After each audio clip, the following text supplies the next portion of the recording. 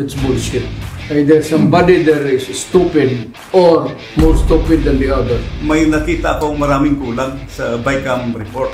Yung Bicameral Conference Committee report, pinirmahan kahit may mga nakikita tayong blanco.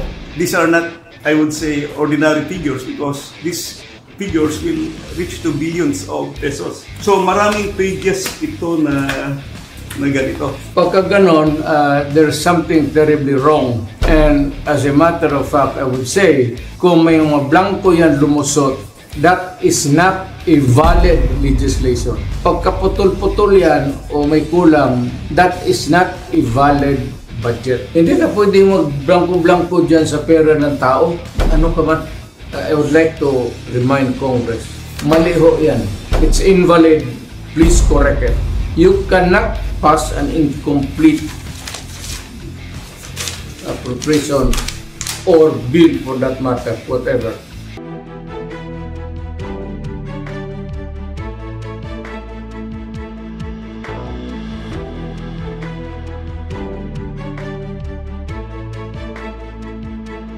Magandang gabi po sa lahat ng mga Pilipinong nakatutok sa ating ngayon. Ako po si Harvey Lutice at welcome sa isang very special episode ng inyong programa, Basta OMU.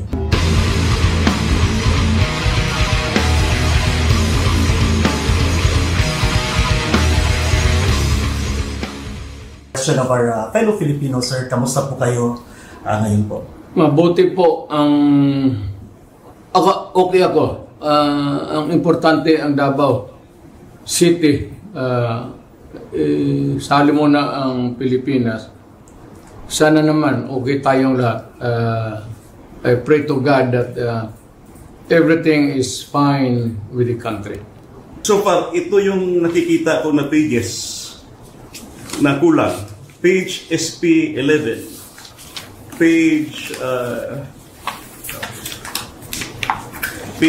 SP 12, page SP 13, page SP 15, page SP 17, page SP 20, page SP 21, page SP 22, page SP 36, page SP 37, page SP 162, page SP 168, page SP 183, mostly from the Department of Agriculture and on program appropriations.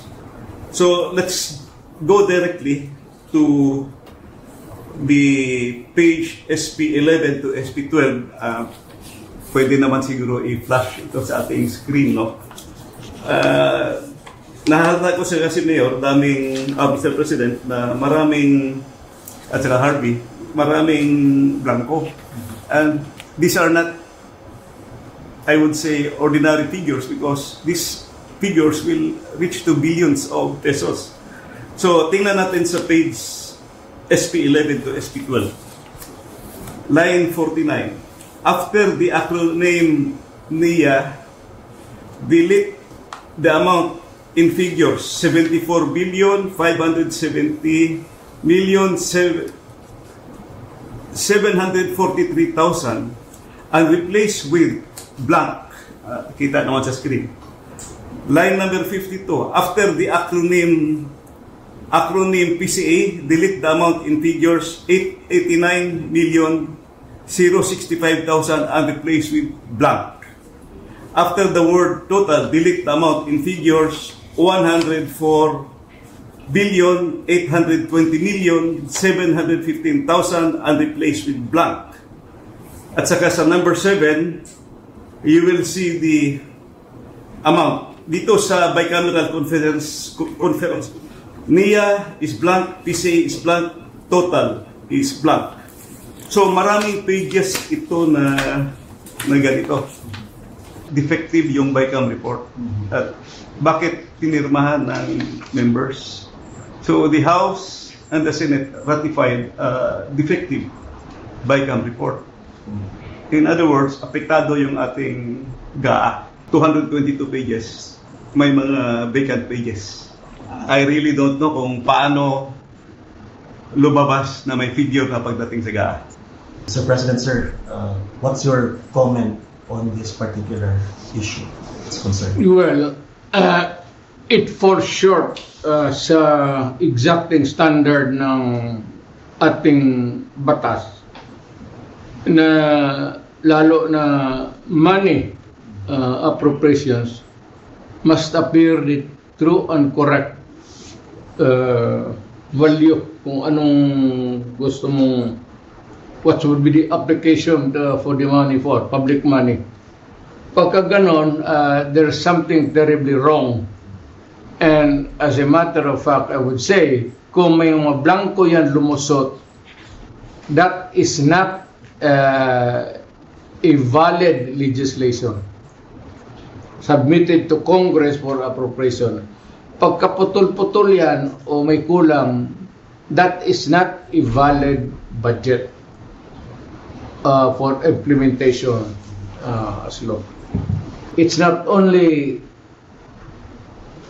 inaccurate, but I think the budget is in totality invalid.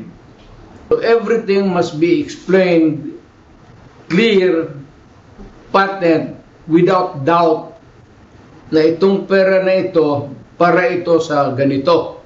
Itong para na ito para sa eskwelahan, ito para sa agriculture. But you do not leave any item there vacant. Itong pera na ito blanco to be filled up later on. That is not allowed by law. I would like to remind Congress. Mali ho yan. It's invalid. Please correct it. Doon lang naman ay pinagsasaya nito mga kumang na to. Puro check-in na blanco. Then they try to pass it as a law. And they are free to choose now the amount which they want to place. Hindi natin alam kung ano ang reserba nila, kung anong gusto na ilagay, sobra doon sa pera natin. It could be that the money is in the hands of the government now, or future appropriations, or reserva ba ito? If it is does not clear anything, then that is invalid. Sa mga budget, i-jumble-jumble ninyo, that is falsification of law. Perjury yan or whatever, perjury, forgery, and it can only amount to one thing. Alam mo ano?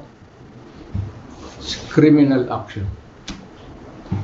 You can all go to jail for that.